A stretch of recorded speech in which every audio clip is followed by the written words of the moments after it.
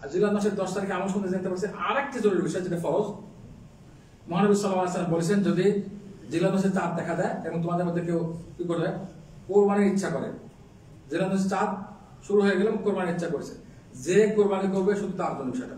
আবার বলি, ফ্যামিলি যার পক্ষ থেকে কোরবানিটা হচ্ছে, মেন মেম্বার যার, আমাদের অমকের নামে তো আল্লাহর নামে কোরবানি হয়, কথাটা গলত কথা।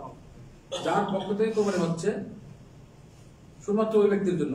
যদি ফ্যামিলি সবার পক্ষ থেকে এক এক ভাগে কোরবানি হয় তাহলে সবার, আর যদি দুইজনের পক্ষ থেকে কোরবানি হয়, স্বামী স্ত্রী ছেলেদের পক্ষ থেকে না, তাহলে দুইজন যাদের পক্ষ থেকে কোরবানি হচ্ছে, কোনো ফ্যামিলি সবাই এক ভাগ করে নেয়, তাহলে সবাই, আর একজন হলে একজন, একটা ফ্যামিলি গরুর এক ভাগ, উটের এক ভাগ, বা একটা ছাগল 1 বছরের, তারপর দুবার যথেষ্ট, সবার জন্য যথেষ্ট হয়ে যাবে।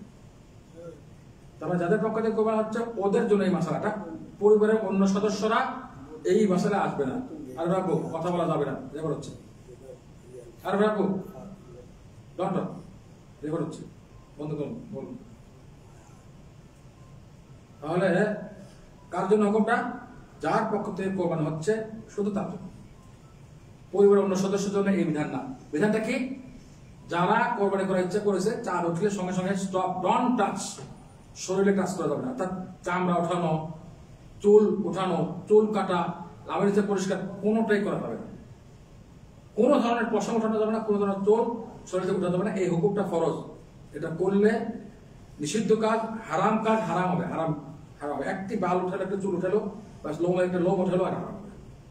ইচ্ছাকৃত হবে, অনিচ্ছা করে গেলে কোনো সমস্যা নেই, ইচ্ছাকৃত হবে, কিছু করা হবে। করলে কি তাহলে জরিমানা আসবে না?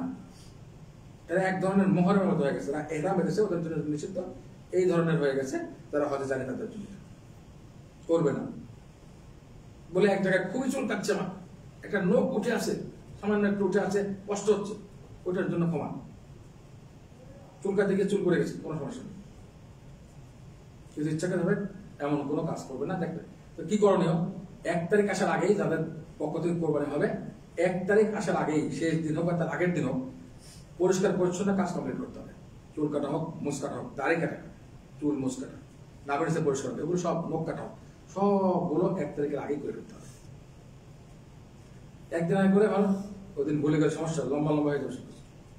যারা এখান থেকে বাংলাদেশে কোরবানি করবে তাদের তো 11 দিন হবে, কমপক্ষে 11 দিন, 12 দিন হলো, লম্বা হয়ে যাবে, আগের থেকে কেটে কেটে।